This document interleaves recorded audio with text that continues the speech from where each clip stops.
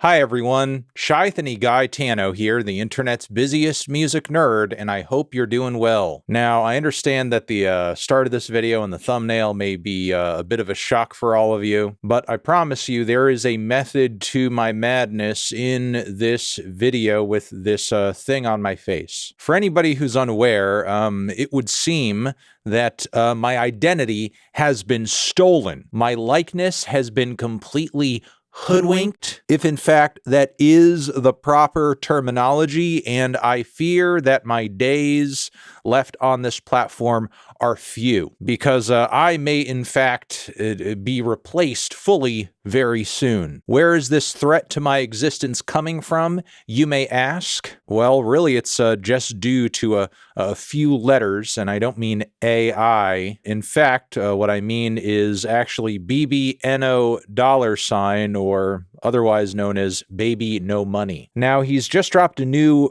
self-titled full-length album, but before I even had a chance to talk about and review it, he saw fit to commentate on his own 21-song, 50-minute album himself, critically speaking. Which, I mean, if every artist started doing that themselves, like, that would be a threat enough to my work. But Baby No Money actually took it a step further here and dressed exactly like me, which is why I am hiding my identity. If I keep this hanging out and about, where people can just constantly see it, surely it's just going to be copied more. Plus, on top of it, I'm afraid that his copy of my likeness, his cosplay, as you may call it, though I don't see it as play because you're playing with my life. It's so accurate that I fear that if I'm not wearing this, all of you watching this video will confuse him for me. You just won't be able to tell the damn difference, because I'm actually going to be going over his review of his own album and assessing its quality. And as I'm doing that, I don't want any of you, sort of thrown off thinking like, oh, why is Anthony talking about Anthony? Why is Anthony saying this about Anthony? When in fact, that is not what is happening. I am Anthony. It is Baby No Money here who is pretending to be me. He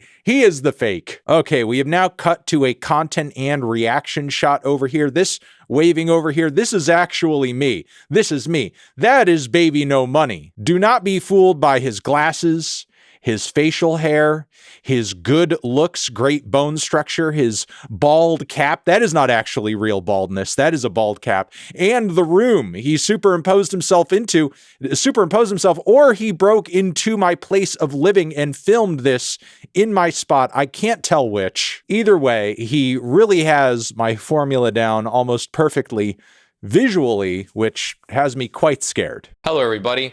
This is Baby No De Niro here, the internet's busiest music nerd, and today we're going to be reviewing Baby No Money's Baby No Money. Wow. I'm just blown away. He's got my whole intro down perfectly. How is he doing this? It's like he studied in music review college for this. From the very beginning of the first listen, within matters of minutes, Baby No Money is telling the listener to beg the fuck up, which I felt a little harming, and for the first listen, I was contemplating my financial security. But throughout the listen, he develops the song, and it has tones of Brockhampton. Okay, stopping right there for a second. God damn it. I was thinking the same thing. I was thinking the same thing about the opening track. It actually was making me think about my financial status. However, it is pronounced Brockhampton. It's not Bronkhampton. However, that's a mistake most people are probably just going to overlook when watching this. And then immediately returns into hardstyle, setting the perfect tone for the listener with the first listen. No. How is he naming all the genre influences? That's what I do, and they're accurate. They're accurate assessments. He's listing them all. But it's very fascinating to know that what he has been doing and everything that he's been doing online just seems like a weird facade, and I don't really fully understand why his music has so much vulgar. It's a very vulgar project. Okay, wait, actually pause for a second. This is where personally I diverge. I mean, I don't think the Baby No Money, especially on the first track or even on deeper tracks, is like, the most vulgar album you can listen to. But on top of it, the vulgarity mostly seems, to be for just pure entertainment purposes. Just good, straightforward non-wholesome fun. It's a little cheeky, it's a little flirty, it's a little R-rated, occasionally on tracks like Gigolo, flirting with X-rated, and it really all just like kind of contributes to a greater bombacity across the entire project. I mean, the thing is, on this album, across all of its tracks, there's not a whole lot in the way of nuance. Certainly a lot of variation. You've got tracks that are more dance-oriented, more hip-hop-oriented, tracks that have maybe more of a Brazilian flavor, so on and so forth. You know, a love song, a moody closer, where his good buddy Y2K comes back, and he's, you know, really kind of crooning with auto-tune. He tries his hand at a lot of different things and sounds and styles, but everything is just on 10 in terms of attitude and humor and zaniness. And I think that's mostly because Mr. Baby No Money here just, you know, really wants himself and wants to have listeners just to have a good, silly old time. Now, even if that appeal does sort of like, you know, get a bit stale across the entire record, and it is maybe a little one note, especially with his, you know, trademark, nearly monotone rap delivery being almost, you know, unchanged across the entire album. Yes, it does get a little predictable after a while, but in measured or even just more focused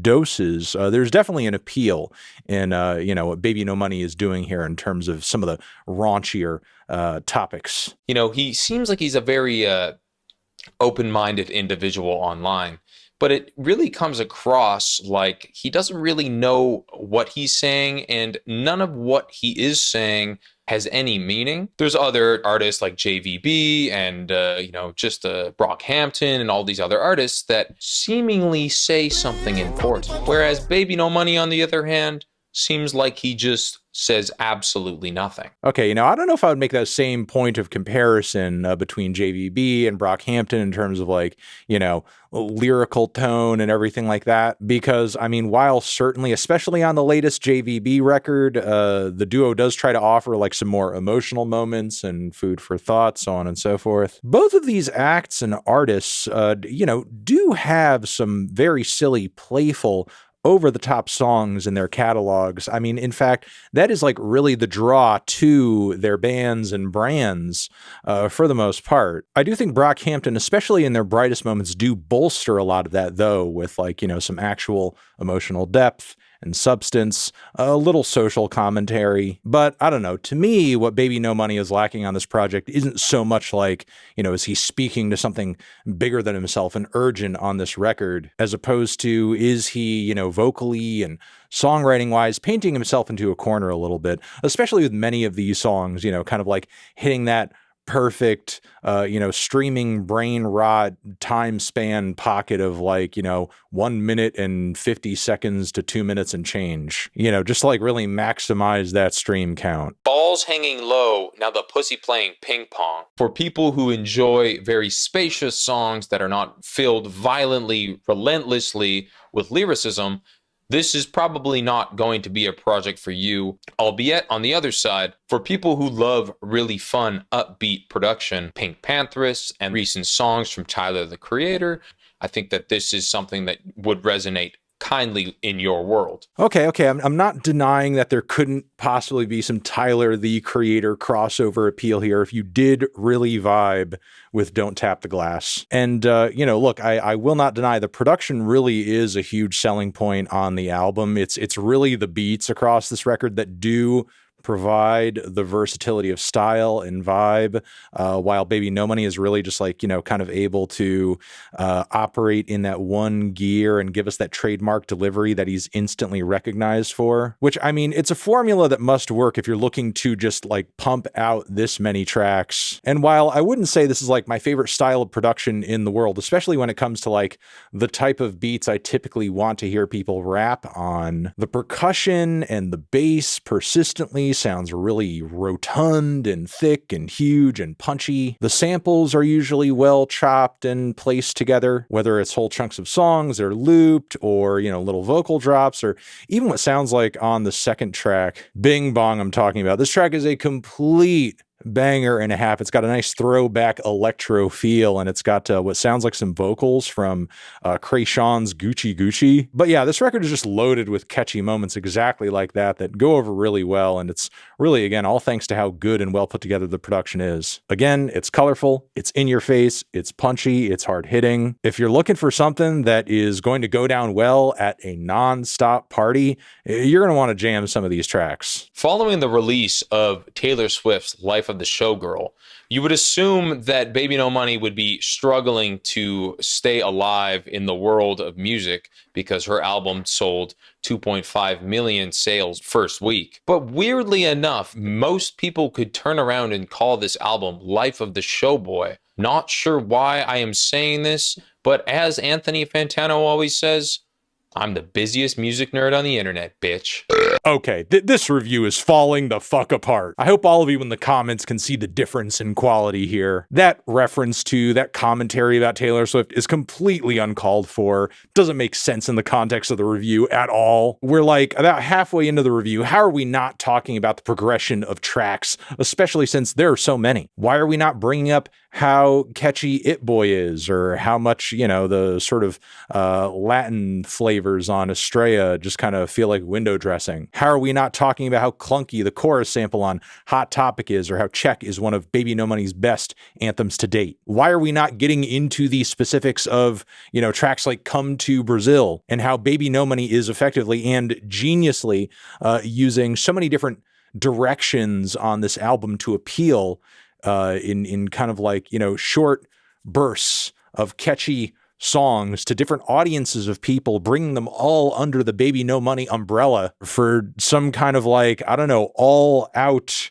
mass appeal assault, where clearly this man's ambitions are nothing short of some kind of like sick totalitarian musical takeover. And I see it, all of you don't, and he's clearly just trying to hide it with this fake review, when in fact this review is just another example of it. This guy wants to be every kind of musician, and he wants to be the guy reviewing his music. Throughout the listen, I felt like there was some listener fatigue nearing somewhere half throughout the album. 21 tracks, there's going to be some misses. Although when he was speaking to me, he was very confident on the 21 songs being a non-skip album.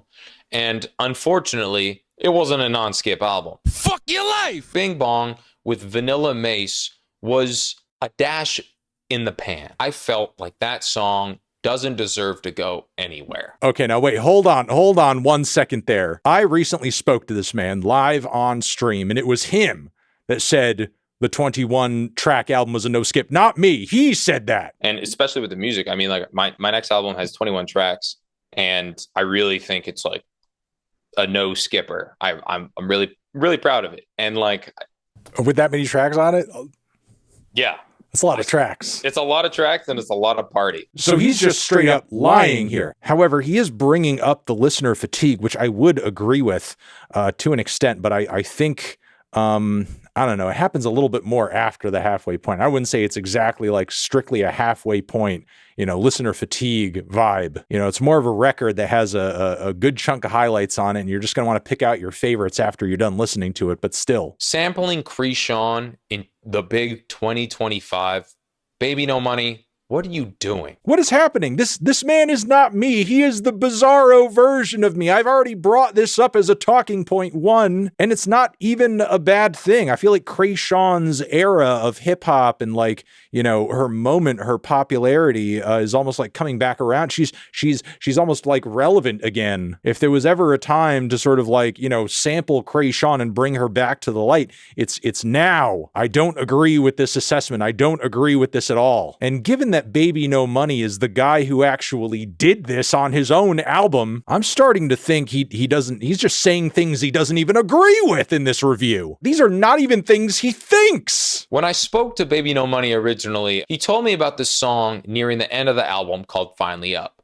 I don't know why he put that song at the end, but I think every single time he does release a project, historically when I have listened, every single last song has the tone of where the next project may go to, or it's a left field produced song. Okay, before he kind of finishes that thought, I will say Finally Up was a track for me personally, was a bit of a highlight. I need to listen to it a little bit more. I don't know if I took to it just because it sounded so different from everything else previous to it, and I was looking for maybe just a bit more variation. But genuinely, I did think his kind of distorted, auto-tuned lead vocals that are a little Kanye flavored, frankly, were actually pretty cool and a nice change of pace.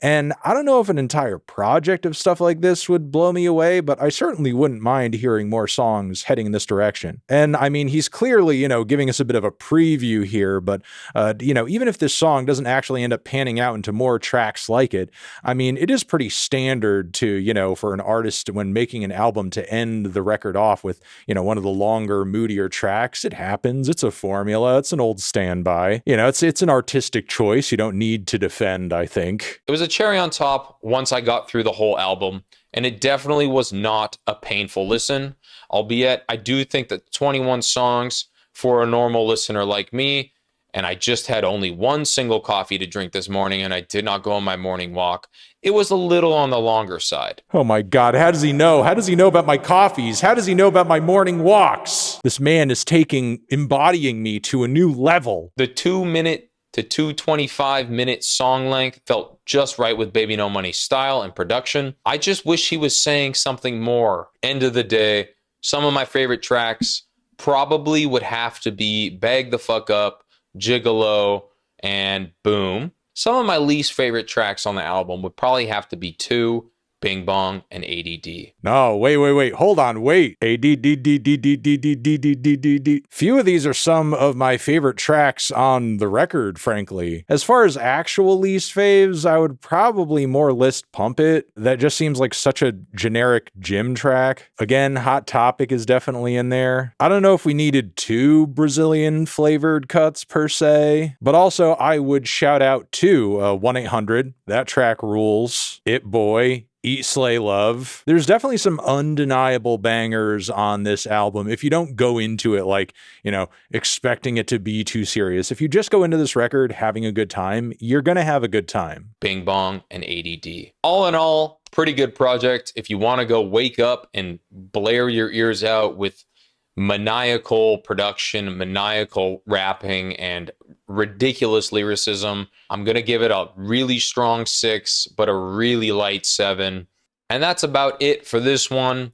Go check it out. Damn it. He's got my scores down. And, on a good day, that's maybe in about the range I would consider for this project. It's a fun album. It's got a lot of very good highlights. It's just a little one-dimensional, even with all the genre switching across the record. Because still, at the end of the day, like those surface level changes aren't really enough to vary the track list up, especially considering it's so long. There's so many songs because underneath those floorboards, you have the song structures and you have the lyrics, which aren't really changing up in tone or in formula all that much. Okay, I think it's safe to maybe take this off now. Well, hopefully after all that, you recognize me. Look, I hope this isn't the start to a really dark trend. I'll just say that. And of course, he uploaded this on his YouTube channel, Baby No Games, because he obviously uploaded this to play games with me, play a game with my life. Hopefully we see no more reviews from Mr. Baby No Money over here because, I'm going to give